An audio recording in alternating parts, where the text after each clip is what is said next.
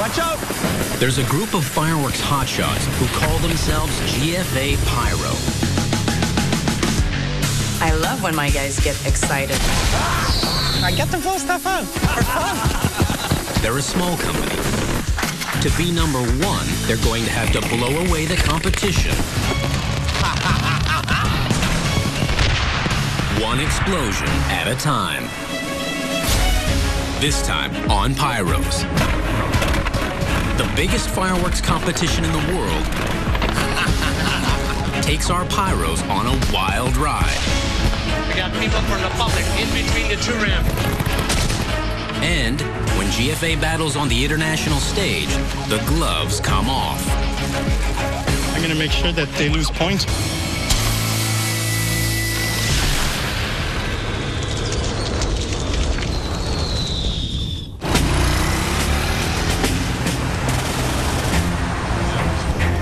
Eric, Philippe, and Benoit are in Berlin. Their mission, go head-to-head with 5 international heavyweights and win gold at the World Championship of Fireworks, Pyros. If you're good enough to win Pyros, you're probably one of the best in the world. The boys from GFA have come ready to fight. But first, they need to find the battleground. I don't know if this guy knows where he's going. Where the hell are we? Turns out the firing site is way across town from their hotel. I thought Montreal's traffic was bad, but Berlin's way worse. We'll never get there. We wanted to get there early because we're always nervous to get the job started. Finally, jeez. Quick, get out, man, fly. Until then, it's just a big question mark. The other question mark is why the competition organizers put them in a hotel so far away. I got to meet Thomas Heinz, or the German tech that was assigned to us, but it was too bad for him. I was in a pretty pissy mood. Berlin is sometimes a big city. Sometimes it's like a village, but sometimes it's also. And there's many hotels in a big city. It is, yeah. I don't make the bookings. Yeah, sorry for it. Just to put us in a good mood on the first day. The boys are already 2 hours behind schedule. Showtime is tomorrow night. We got in a little late. We want to get things moving. Want to get as much done as we can today. Lucky for them. No hammering with the system. It's pretty cool. Oh, so just like each in there then. Oh, I should be both for that thing. So just black, that's it. Usually, they have to nail their mortar racks together. With this German system, everything just slides into place. Ah, well done. I like it. It's a good system. German engineering, you know? Yes, I know. They're setting up on infamous ground, Berlin's Olympic Stadium. This was built in the days where Hitler was in power before the war, and he'd have his big ceremonies here. And what year was the Olympic Games? 1936? 1936 Olympics is the Olympic Stadium. This was where the Nazis come together, have their parade. They try to prove the world how good their philosophy is. But yeah, everybody knows how it goes later on. Today, 6 teams. Britain, Finland, Poland, Russia, Malta, and Canada are about to fight on this historic turf. To keep things fair, the battlefield is carefully divided up. One zone for ground effects, one for medium-sized mines and shells, and one for the biggest effects. Each country will get a narrow strip in each zone. Sven Asamoah, Pyros' technical coordinator, patrols the borders. I have to look that all is running good under the German regulations. And then also, of course, I'm responsible that we have enough sun. He's a colorful character, but he's a little rough around the edges. Normally, sometimes some big plate with it is coming here. Yeah. Swearing Sven tells it like it is. Because after 6 years at Pyros, he knows. If you want to win, you have to have very good effects. Very special effects from Italy, from Spain, and these effects are very expensive. If you shoot cheaper, you will not win here. That's it. That's why Eric and Benoit put their whole budget into the best quality pyro. But the other teams may have invested even more. It's an army from Malta here working against us. We are just only 40 for Canada, and we can count maybe 15 people. So the proportion is 1 people from Canada equal 3 or 4 people from Malta. Malta actually has a 22-man team, a huge manpower advantage, especially without any horsepower. The main challenge is the walking distance. The distance we have to cover with the equipment is a good 300-400 meter walk. But some teams manage to drive around the regulations. The Polish team brought a super big truck right close to the firing zone, and we were told we had to walk our equipment on the field, you know. The Canadians aren't the only ones upset with the infraction. We're not allowed to have our vehicles in here today. You know, it's one of their rules. Isn't that theirs? This team come up in a big lorry and park there, and that's where they do all their work. Or as we English say, it's not really cricket, is it? As rivals crowd the field, paranoia creeps in. I just turned around and realized there were like 4 guys staring at us. Maybe they think we're pretty good looking. But some of the paranoia may be warranted. The Maltese team has carted in a Trojan horse. It's a secret weapon from Malta. It's not common in Europe, not common in America, it's not common in Canada, it's nowhere common, so it's very special. Not allowed to film. Malta is one of Europe's smallest nations, but they're compensating with the largest and most elaborate ground effect. They make these Maltese wheels. That's really something special. I mean, I couldn't even make one if I wanted to.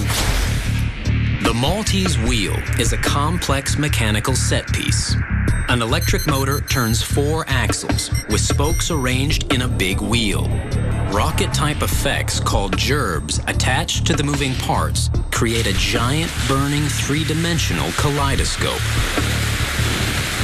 But sometimes you feel that the inside wheel goes inside, outside, inside. It's a little bit magic. And if it works, I will say, oh, nice. But the threat of the Maltese wheel isn't exactly making GFA run for cover. It's definitely a cool effect, but it's going to be one little thing in the center. It's a big field, so I don't know if it's the perfect place to shoot it. Besides, the Canadians are deploying their own special effect. You cannot only shoot shells and candles. You have to be a little more creative. Fais juste attention, non, peut-être la coucher plus de ce côté-ci, ou tu vas la tenir. That's a plan. This is the psychedelic bar. It's a cool effect. That's a sort of a secret weapon, special effects. These are strobe lights. These will light for 1 minute and they strobe pretty cool, so that's what the psychedelic effect is. It kind of, We have a wheel. That's our Canadian wheel. This is a Canadian. The little team from Montreal is determined to hold its own. Small company that does big things. But Tony Busito, Malta's team captain, knows how to play the game. He's wangled permission to put 3 of his huge wheels far up front, outside of his allotted space. They're setting up 50 meters closer to the crowd. So, I mean, it's an advantage. They're halfway closer to the crowd than we are. Eric tries to get the same front row advantage for his psychedelic bars. Yeah. I seriously think my effects would be much nicer in the front. But I don't think that they will allow you then to do this. Why not? If it's not fair. If he can do it, I can do it. Yeah, sure. I understand, yeah. But the wily Mr. Busatil managed to get the rules bent before he entered the competition. When I applied, I told them, listen, I will bring my waste, but I have to put them 50 meters away from the public. Do you accept? They told me, okay. So I came. Maybe they thought nobody would complain, but we did. The organizer came and told me there is a complaint. I told him, listen, that was not our agreement. I'll keep fighting for it. It's kind of crazy. Because it's no fair. Rules are rules. Rules are rules, but it is also important that the audience every year says, wow, and I'm coming again, because without the tickets we couldn't do it. Let's go. What's that? Tony Busatil keeps his upfront advantage. I'm here to win this championship because it is very important for the company's name. That's why I competed here. Looks like the Maltese are already posing for their victory photo. I think I'm going to win. GFA is outnumbered and outgunned, but they're betting they can still take home a trophy. Tomorrow night, they'll find out. Let the best team win.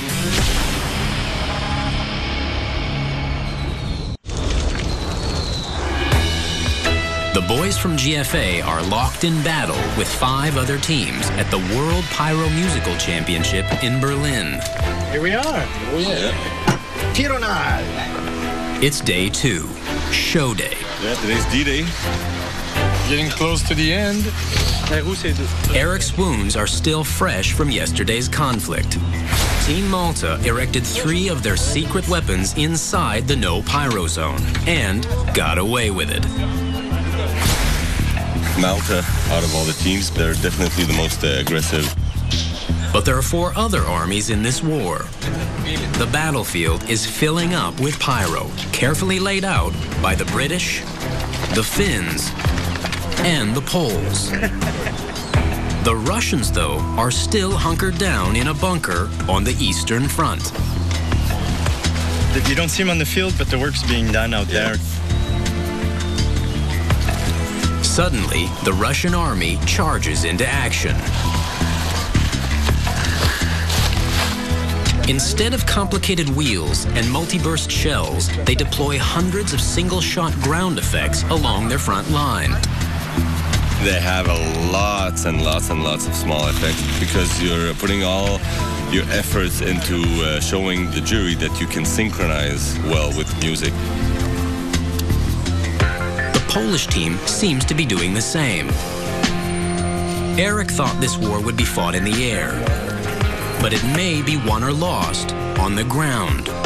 In other competitions, sometimes it's more about feeling and artistry, but now it seems to be about those lower ground effects. Soon, the 2 sworn enemies, Malta and Canada, get into a second skirmish over territory. In Section A, the one closest to the audience, We can see on the ground here, we have the lines that show the corridors to use. So here I'm in the corridor of the Maltese, and right here I'm in our corridor. So it's a very tight space, and they used it to the limit. Malta has set up ground effects right on its border with Canada. Their show will rain fallout on GFA's setup. They have some effects pointing towards our effects, so the sparks of his fireworks might light ours. It makes you wonder if they did it on purpose. Is this a payback just because we complained to the organization? Sven, the technical director, noticed the same thing we did. I speak with the guys from there. Normally, I'm surprised that's behind. It's pretty Normally, it close. must be on the That's what I was thinking as well. Of course. Sven calls Tony, captain of Team Malta, who sends an envoy with a message. And at this position, we are so full here. I know, but I'm sure you could go over your zone. But I don't know. But why don't you place it at the back side of this position? Because I will have problems with the other people in back, and I have big volcanoes. It will be easy just to move your pole. But the Maltese know, inside their own zone, they don't have to move anything. It's for you to move it is not an option, right? You really ask me this? The Maltese aren't inclined to do any favors for their rivals, putting the Canadians on the defensive. Okay, looks like our only option now is aluminum. All the boys can do is wrap their psychedelic bar in foil and hope that it protects it from the enemy's shrapnel. Okay. Don't go past the line.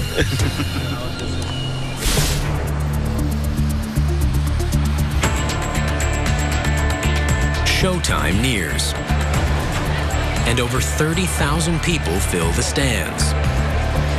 It'd be nice to bring a little souvenir. Yeah, we'll see. So yeah, then, that kind of souvenir I would like. GFA's arch nemesis, Malta, leads off. Malta Fireworks, Johnny Buzutil.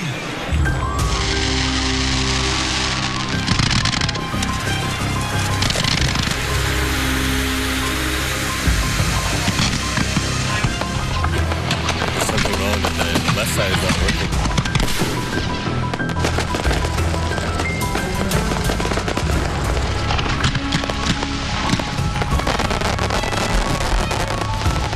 Oh, there you go. Now you have both sides.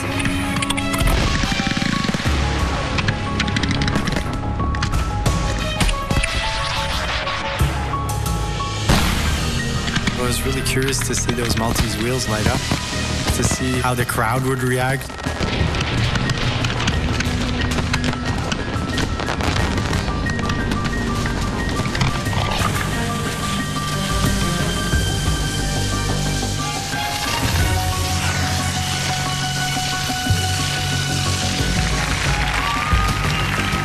The Maltese wheel turns out to be a huge hit. But will the rest of the show be good enough to get Malta onto the podium?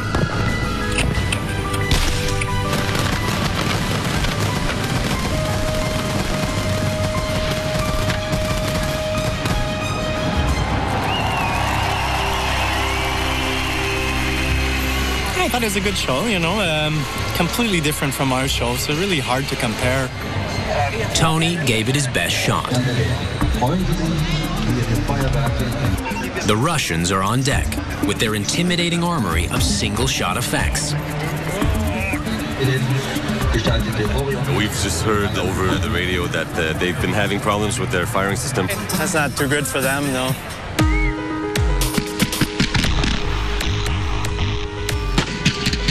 The Russian one-shots make a bold and perfect opening with the music. Wow. The show is going to be hard to beat. But soon, Hugues spots cracks in the Russian front. Yeah, there's some stuff missing. You can see the left side of the field's not firing, and then the right side of the field's not firing. The British show has its own problems. It starts big, but goes out of sync with the music. In a pyro musical contest, that can ruin their chances. I think the British show was not tight, not synchronized enough to be even considered on the podium. Poland won the silver last year.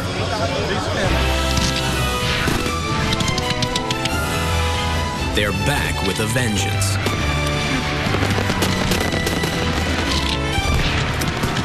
They want the gold this year. The Polish show's good. Synchronized, symmetrical, nice and clean.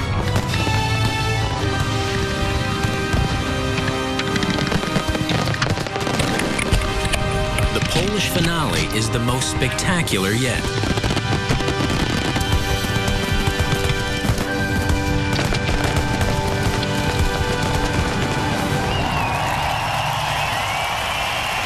And it ignites the loudest crowd response.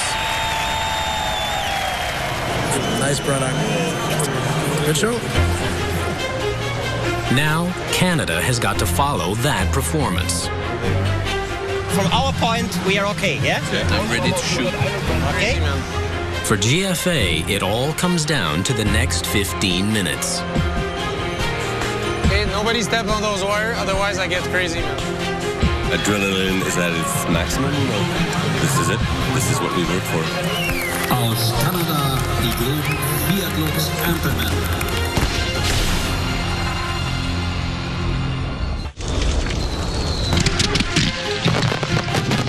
Malta, Britain, Russia, and Poland have given their best at the World Championship of Fireworks.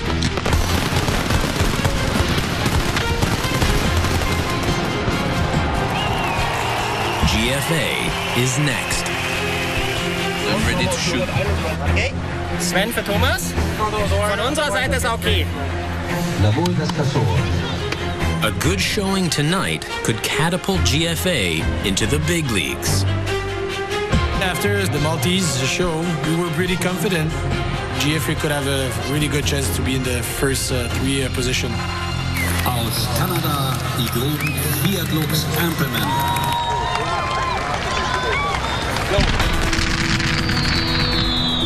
Canada's show does start confidently with rapid-fire Roman candles.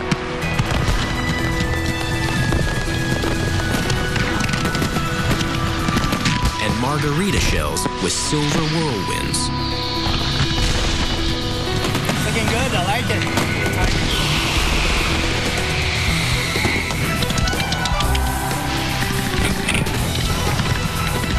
The show builds. Eric and Benoit chose their effects carefully, and they've placed them with precision.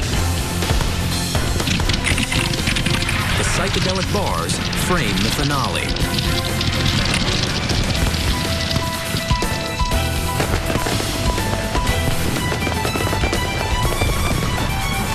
A wall of strobes fires to the thunder of maroon shells. Maroons produce only a bright flash and a tremendous boom.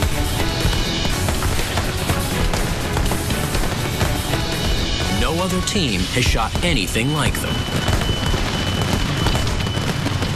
Malta's team leader takes note. I'm happy, man.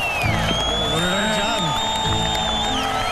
I'm happy, man. I'm really happy. It wasn't like an over-exaggerated, fill the sky. It was precision, nice product at the right moment in the music.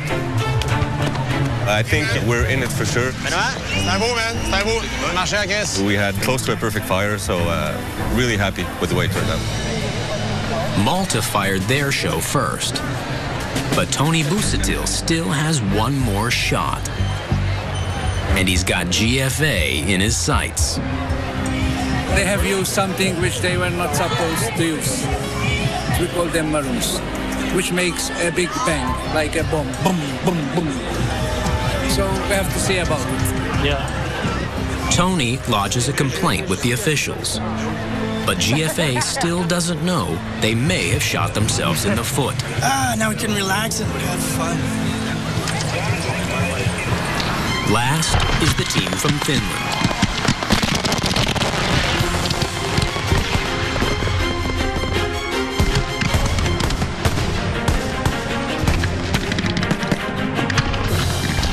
They kept a low profile during the setup, but now...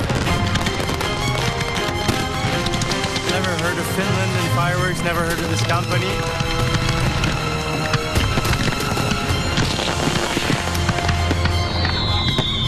Their dramatic show takes everyone by surprise. Oh, man. Timing. Mix of shells. Music. It's all there. Really, really, really entertaining show. In my opinion, they pulled it off perfectly. Nice.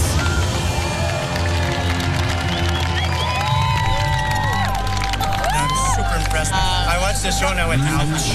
Yeah. I think the Finnish show was probably one of the best pyro shows I've seen in my life. The evening is over, except for the awards. We'll see, you know, it all depends on the opinions of the crowd and jury, so... As the results are announced, the Canadians still don't know about the Maltese complaint. Worden.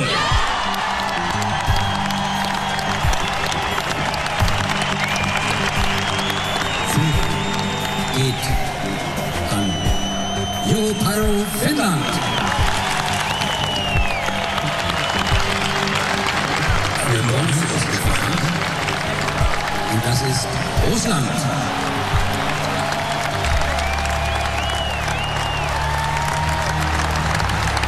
All the teams on stage, please. The boys from GFA believe their show was better designed and better executed than the Russians. Mine between Finland and Poland in first and second prize. I'm a little bit surprised with the Russians in third. I think there's too many technical mistakes for them to win. Next morning, Eric and Hugues finally find out they shot themselves down with their own maroon shells. We call that in German Blitzknallbombe. This is an effect which just makes noise, no effect. This is strictly forbidden.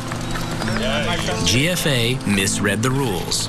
We thought we were allowed to use it with another product in the sky at the same time. It was really disappointing to hear that we would most likely have been into the top 3 prizes of the competition. During the setup, GFA complained that the rivals weren't playing by the rules. The irony isn't lost on Eric. I'm making sure everybody else is following the rules and I'm the one that loses because of them. The big lesson is, you know, stick by the rules. The boys from GFA are back on home turf, and they're working on their British accents. 27. They're not battling the Brits anymore. Today, they're allies.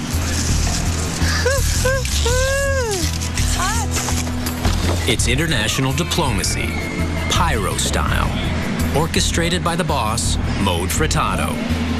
Every summer, Pyro companies from 8 countries duke it out here at the La Ronde amusement park in Montreal. La Ronde is la crème de la crème. I mean, all the best companies go there and display. It's a huge event, and time is so short that even GFA's boss is helping out in the trenches. Yeah, Mode is working on the field. Take a picture of that. It's rare.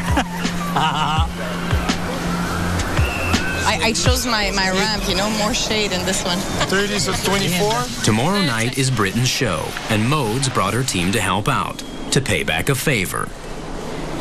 It's very expensive. Very expensive. Last year in Belgium, Graham Wilkinson, the British team's leader, jumped in to help Mode and Seb set up a difficult show. Start.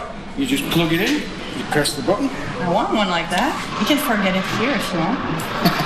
They really helped us out last year, so we just want to give them some of our time as well.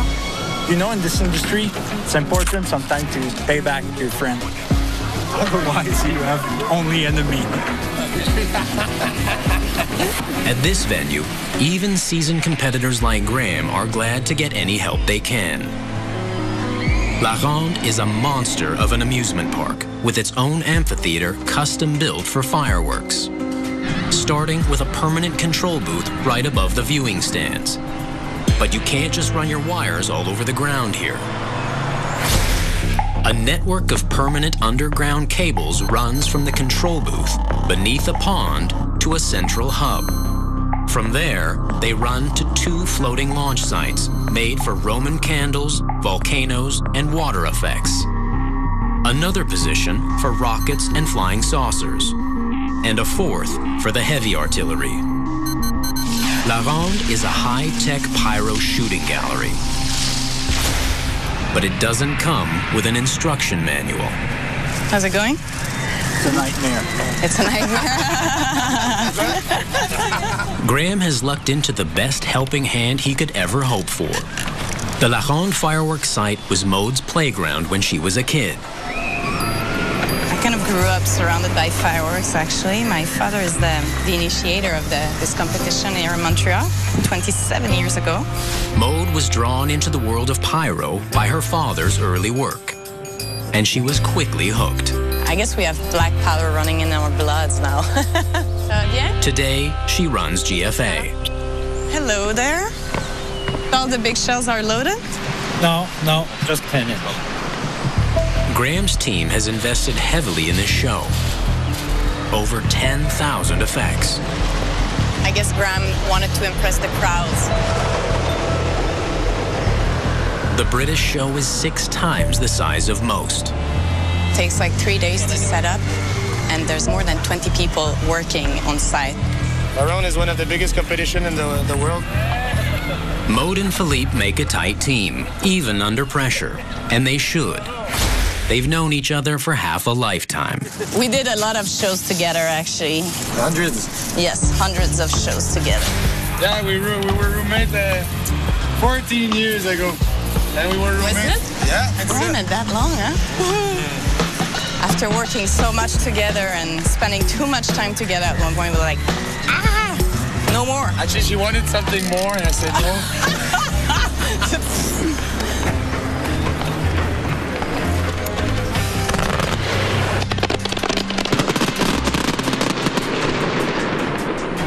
That's great. Test is good. The Brits have brought some new types of nautical shells. But the festival's technical director needs to test them out before they're unleashed on the crowd tonight. It's going to be 3 fountains. They are slightly angled so that when the shell will come into the water, it's going to rotate slowly with the fountain on. C'est 30 degrés. The audience will be just 80 meters away, and these are low-flying shells. Once we fire a shell, and it went directly on stage. So that's why we do this. If you place it at 30-degree angle, it will go 40 to 60 meters away. Theory.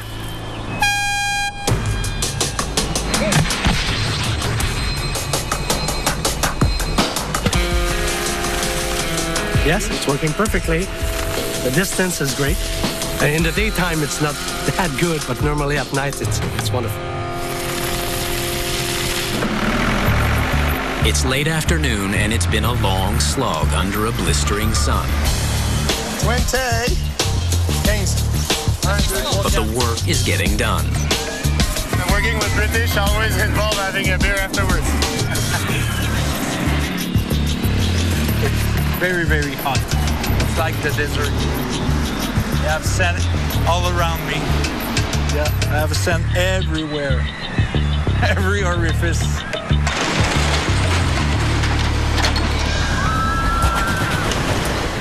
Day's end. Time to cool off. Everyone thinks things are well in hand. We had a really good vibe on the site as everybody worked really hard. Tomorrow is show day.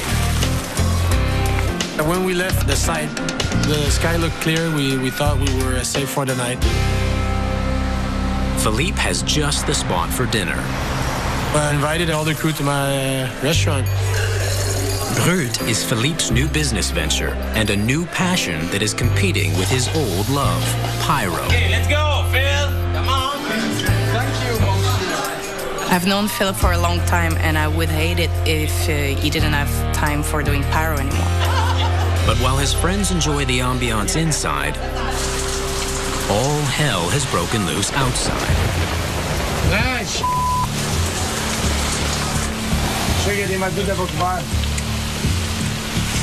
It's raining pretty intense right now, so it's quite surprising. We're getting a little worried for how the material was covered. Maybe woke up tomorrow with many problems tomorrow at La Ronde. A single hour of a storm like this can wash away days of hard work. And the show is only 21 hours away.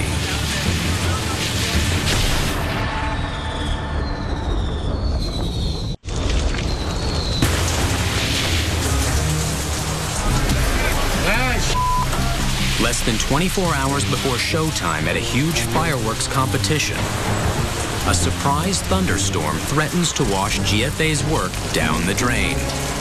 We're gonna sleep and woke up tomorrow with many problems. The next morning, it's bright and sunny. But the Pyros have to assess the damage from last night's downpour. What we got last night wasn't just normal rain. It was a bit of a monsoon, wasn't it? You can see an inch of water on the top of the plastic. Not good. Oh. If the fuses are damp at all, the electric igniters can't light them. The fireworks will all stay on the ground, and Britain's crack at a gold trophy will be a dud. See, the moisture's got into that one. Philippe does what he can. The only thing to do is trim each one back. So we have to cut them where they're dry and reconnect them again. So we're supposed to have maybe an hour of work today. We're gonna end up maybe in a full day. While Maude and her team race to repair all the wet fuses, at the hub, the central switchboard that all the firing cables run through, Yes. the festival's technical director and the Brits' technical wizard test the firing system. We're testing now. This software tests the communications to the actual modules. If you see lots of green, that's good. If you start seeing orange and red, it means that communication is being lost. They're seeing plenty of red and orange. They've got a problem. Module 59 has become intermittent. No communication, no launch. They need everything to go green. Paul is a man of action. So maybe there's high resistance on box 1. Could be. And maybe on box 5. Yeah. But Rodney prefers careful analysis and more testing. Still the same thing. He likes to test and retest and overtest. I mean, you cannot allow yourself to take 2, 3, 4 hours just to test. I think this is an electrical noise issue. An intermittent connection is a Pyro's nightmare. You think you have found the solution, but half an hour later, it's not okay. What would cause a signal to come and go? 55, 60, and 65. Bad. We refer to this as chasing ghosts. There may be ghosts in the machine, but crowds of real people are already gathering outside. It's less than 3 hours till showtime. And Graham and the team are feeling the pressure. Have we done everything? Testing? No. Ramp 1. Still on ramp 1? Yes. It was taking forever. We just wanted to get rid of that testing. You can't go running all over the place, otherwise you're just not going to fix anything. Then, Paul has a hunch. Paul, François? He thinks the intermittent connection could be caused by too many short cables strung together in a row. Listening? Let's put the one in bunker 5. Try it in bunker 4. Okay. We've added a lot of small cable together, but at each junction, it creates a resistance on the network. Paul wants to try replacing those cables. It's the only idea he can come up with. So now François changed it for only one cable. If this doesn't work, a lot of Team Britain's big shells won't be firing tonight. Okay, you can test now. Thank you very much. Yeah. Well done. A single new cable put an end to hours of troubleshooting. And that cable makes Maude and Graham as ready as they'll be for tonight's show.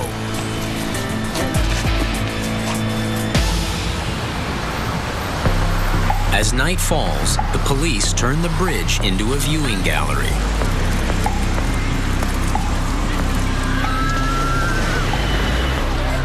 More than 250,000 people flock to the site. 3 minutes to go. Everyone's hoping Paul's last-minute cable switch has chased away all the ghosts. You just have to stand back and hope it goes okay. There's nothing Graham can do now. He takes a seat in the stands, along with Maude. We are still waiting till it go up to 21:59. Then we'll know if everything's working. 30 seconds, the time code. There is a degree of apprehension when you're going into the final minute of countdown. 1 minute before launch time is when Rodney's firing system should lock on to the sound booth's time code signal. 3, 2, 1, time code. Time code received and counting. Mesdames, Messieurs, la firme Pyros 2000 de l'Angleterre nous présente ce soir. La fête commence. 5, 4, 3, 2, 1. But just seconds after a triumphant beginning, it may all be over. Oui, allô? Oh my God. Là, arrêtez-les. Arrêtez-les. Non, on peut pas arrêter ça. Si j'arrête le feu, c'est catastrophique. We got people in between the two ramps, people from the public. The firing ramps are alive with exploding rounds. It's dangerous now, but soon, Graham's biggest shells will be going off. If Paul can't clear the intruders before that, he and Rodney will have to stop the show. Non, intervenez. Qui c'est qui est là? C'est la sécurité qui est là? Security races into the breach. But from up here, the crew can't see the interlopers. The Pyros gamble. They let the show go on and pray no one's in the line of fire down there.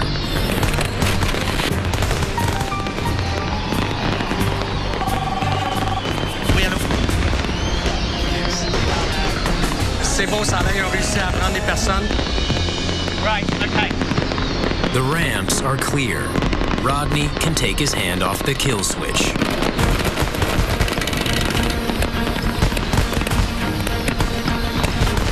The rest of Graham's 10,000 effects launch on the water.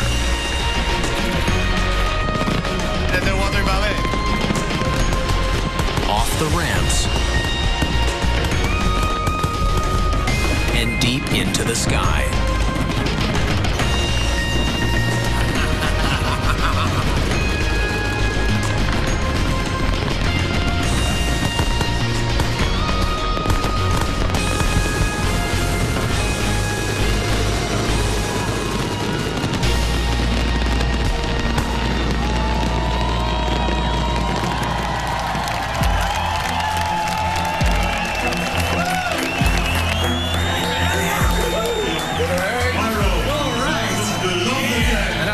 Good stuff, man. Seriously. So we can have a beer now? Yes, we do.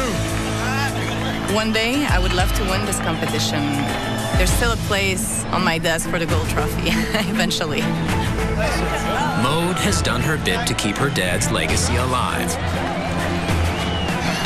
and helped her friends pull off a spectacular show. But she won't get the same help in Britain. Next time on Pyros, GFA heads across the pond to Blackpool, England. What's wrong with you crazy people that are here? Where the helping hand is the one that sinks them. As they try to launch Pyro off a windswept pier.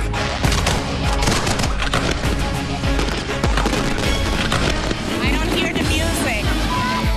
And unleash a firestorm in the Valley of Eternal Rain. Cue. Phil.